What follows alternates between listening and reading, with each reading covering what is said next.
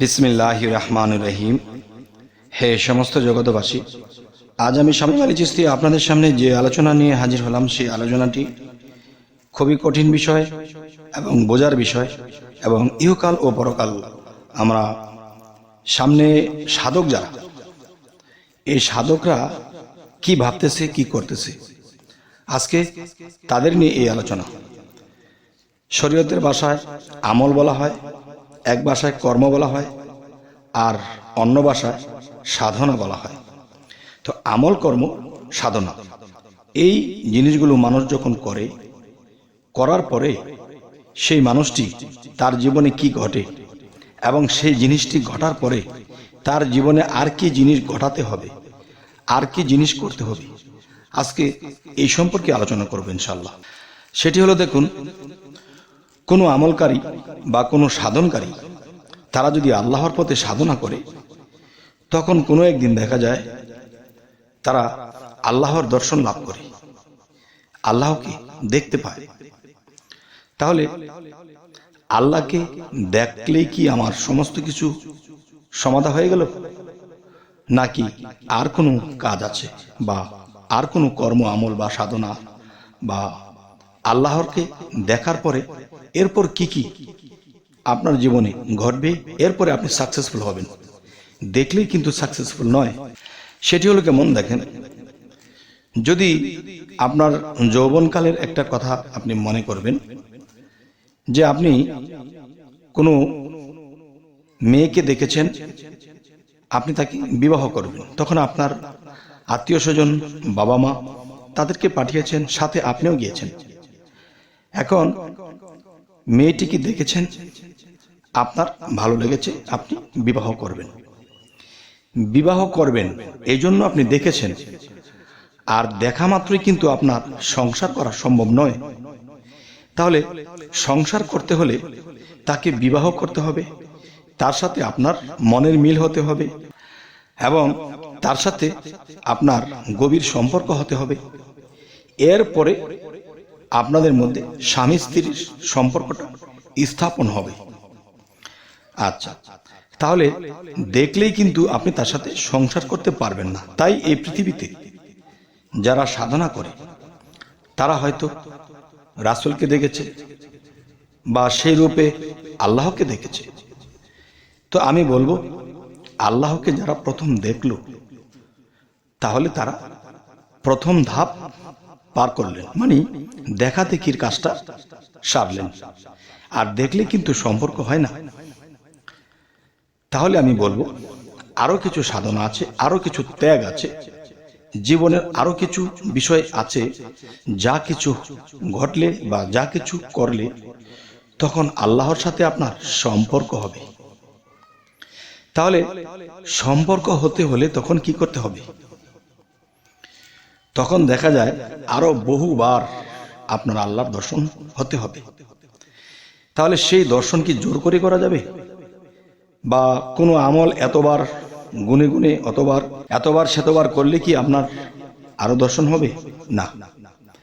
এখন কি করতে হবে? তার নামে, তার রূপে আপনাকে প্রেমে ফানাফিল্লা হতে হবে। এই ফানাফিল্লার স্তরগুলো যখন আপনার কাছে যাবে বা খুব নিকটবর্তী হয়ে যাবে, তখন আপনি পলকে পলকে তাকে দেখতে পাবেন। একটা হয়েছে জীবনের প্রথম একবার দেখা, আর সেই দেখাটি কোথা থেকে এসেছে?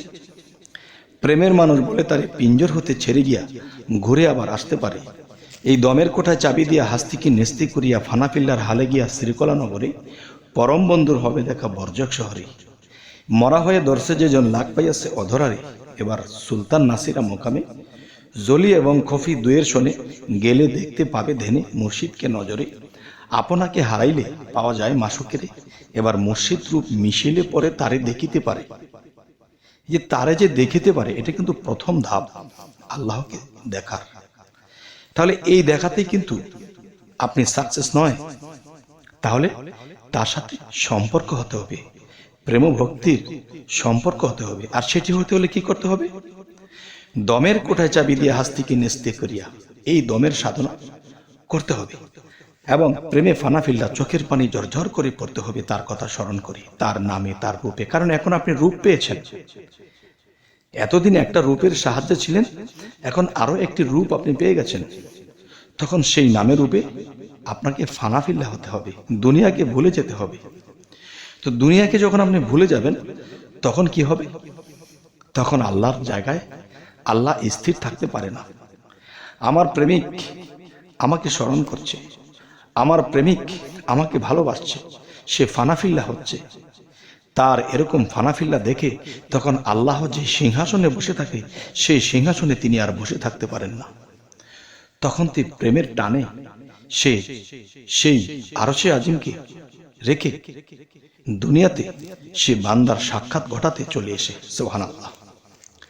তাহলে আমি বলবো, যদি কোনো ব্যক্তি আল্লাহর সাক্ষাৎ একবার পেয়ে থাকে তাহলে এতেই তার শেষ নয়। এমন একটা ফানাফিল্লা তার মধ্যে সৃষ্টি হবে, তখন সে পলকে পলকে দেখবে, ঝলকে ঝলকে দেখবে। কিরকম?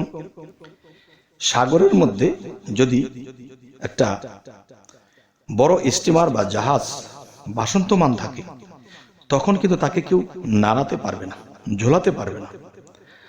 আর যদি সাগরে বাতাস হয়, আর সেই বাতাসে যদি ঢেউ হয়, আর সেই ঢেউয়ের তালে তালে সেই জাহাজটি ঢলতে থাকে, ঠিক কোনো মানুষের জীবনে যখন ফানাফিল্লা এসে যায় তখন সেই মানুষটি সেই আল্লাহর ধ্যানে, আল্লাহর খেলে, আল্লাহর জিকিরে সবসময় সে নিজেকে কাঁপতে থাকে, ঢলতে থাকে। তখন কেউ যদি চায় সেই মানুষটিকে থামিয়ে দেবে, তা পারবে না। কেননা একটি জাহাজ সহজে নড়ে না, আর যদি নড়তে থাকে তাহলে এরকম 1000 লোকে তা থামাতে পারবে না। তাই আমি বলতে চাচ্ছি, হে সমস্ত জগতবাসী, হে সমস্ত সাধকগণ, আল্লাহর পথে যারা সাধনায় আত্মনিয়োগ করেছে, আর আল্লাহ কিন্তু সূরা সাফফাতের মধ্যে বলেছেন, যারা আমার পথে সাধনায় আত্মনিয়োগ করলো আমি তাদেরকে পরিচালনা করব। দেখুন, সেই ব্যক্তিকেই তো পরিচালনা করবে যে নিজেকে পবিত্র করলো সেই সকল কাম, এবং সেই পবিত্র মানুষের মধ্যে সেই মহাপবিত্র যিনি আল্লাহ, তিনি তার মধ্যে বিলীন হয়ে যাবে। তখন বন্ধুর প্রেমে আরেক বন্ধু থাকতে পারে না। তাই বলবো কি, যখন মানুষ প্রেমে ফানাফিল্লা হতে হতে হতে হতে এমন একটা অবস্থা হয়, তখন সেই প্রেমের ঢেউয়ের তালে তালে সে বারবার তার নিরঞ্জনকে, তার আল্লাহকে দেখতে পায়। তখন যতই দেখে ততই পাগল পাগল হয়ে যায়, যতই দেখে ততই পাগল পাগল হয়ে যায়। তাহলে আমি বলবো, যদি কারো জীবনে এটা আসে তাহলে সে দ্বিতীয় ধাপ, মারেফত ও হাকিকতের দেশের দ্বিতীয় ধাপ পার করলেন। আচ্ছা, তো এবার আসবো তৃতীয় ধাপ, হলো শেষ ধাপ। একটা হলো ফানাফি শেখ, পীর সুরতে ফানা হয়ে যাওয়া। আরেকটা রাসূল সুরতে, যা আল্লাহর সুরতে ফানাফিল্লা হয়ে যাওয়া। আরেকটি হলো যে নিজেকে সমস্ত দিক দিয়ে বিলীন করে দিয়েছে, তার নিজের বলতে আর কিছু নেই, আমি তার, সে আমার। তবে এই কথাটি আমি ইউটিউবে বলেছি বারবার, আপনারা অবশ্যই খেয়াল করেছেন। তাই বলবো, হে সমস্ত জগতবাসী, যে সাধনার এই 3টি স্তর, প্রেমের 3টি স্তর, এবং দেখা গেছে আল্লাহকে সন্তুষ্টি করার জন্য 3টি স্তর। যারা প্রথম স্তর লাভ করলো তারা আল্লাহর সাক্ষাৎ পাইল, আর দ্বিতীয় স্তর প্রেমে ফানাফিল্লা হয়ে গেল, আর তৃতীয় স্তরে আল্লাহর জায়গায় আল্লাহ থাকতে পারে না। তখন মুমিনের কালবের মধ্যে এসে আল্লাহ বাসমান হন, বা আল্লাহ তার কালবের মধ্যে আল্লাহ এসে সিংহাসন বানিয়ে বসেন। তাই বলবো, হে সমস্ত জগতবাসী, তাহলে এই স্তরগুলো পার হওয়ার পরে আল্লাহ যখন তার সাথে বিলীন হয়ে যাবে, তখন আল্লাহ তার মুখে কথা বলবে, তখন সেই মানুষটি শ্রেষ্ঠ মানুষ। কিন্তু মানুষ একটা কথা বলে থাকে, আমরা মানব জন্ম পেয়েছি, আমাদের জীবনটি হলো ধন্য জীবন, শ্রেষ্ঠ জীবন। আমি বলবো না, যতক্ষণ পর্যন্ত নিজেকে পবিত্র করা হয়েছে, ফানাফিল্লা না হয়েছে, আর আল্লাহ তার সাথে বিলীন না হয়েছে, ততক্ষণ পর্যন্ত তিনি সাকসেসফুল নয়। তাই আমি বলবো, এমন একটা লোক যদি মৃত্যুবরণ করে, তার দেহটা মাটি খাবে না। এমন একটা লোক যদি মৃত্যুর সময় হয়, আজরাইল তার কাছে ভয়েও আসবে না। কেন ভয়ে আসবে না? কেন? তখন আল্লাহর কাছে অনুমতি চাইবে, হে আল্লাহ, আমি তার জান কিভাবে কবজ করব? সে তো আপনার বন্ধু, তার যদি কষ্ট হয় সেই কষ্ট তো আপনারও হবে। তাহলে আমি কি করব? তখন বলল, তার জান বা তার রূহ কবজ করতে তোমরা তার কাছে অত নিকটবর্তী যেতে হবে না, দূর থেকে তোমরা আমার নামের উপরে এই কাজটি করবে। সেই কাজটি কি? সেই কাজটি বাবা আমি ইউটিউবে বলতে পারছি না। তখন আজরাইলের হাতে অটোমেটিক তার আত্মাটা চলে যাবে। তাহলে দেখেন, এই পৃথিবীতে একটা মশা আপনি যত আরাম করে ধরবেন না কেন, সে কিন্তু কষ্টই পাবে। তাহলে একটা মানুষ ক্ষুদ্র, তাহলে একটা আজরাইল আকাশ পাতাল নিয়ে অনেক বড়। সে যদি আপনার জান কবজ করতে আসে, সে যত আরামের সাথে ধরুক, আপনি কষ্ট পাবেন। তাহলে এই জন্য আল্লাহ তাকে বলে দিলেন, আমার বন্ধুকে তুমি স্পর্শই করবে না, দূরে থাকবে, আর সেখান থেকে এই কাজটি করবে, তার আত্মাটা তোমার হাতে এসে যাবে, তুমি নিয়ে চলে আসবে।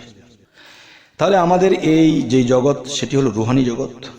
আত্মসাধন করি, রুহানি সাধন করি, এই সাধনাগুলো করি।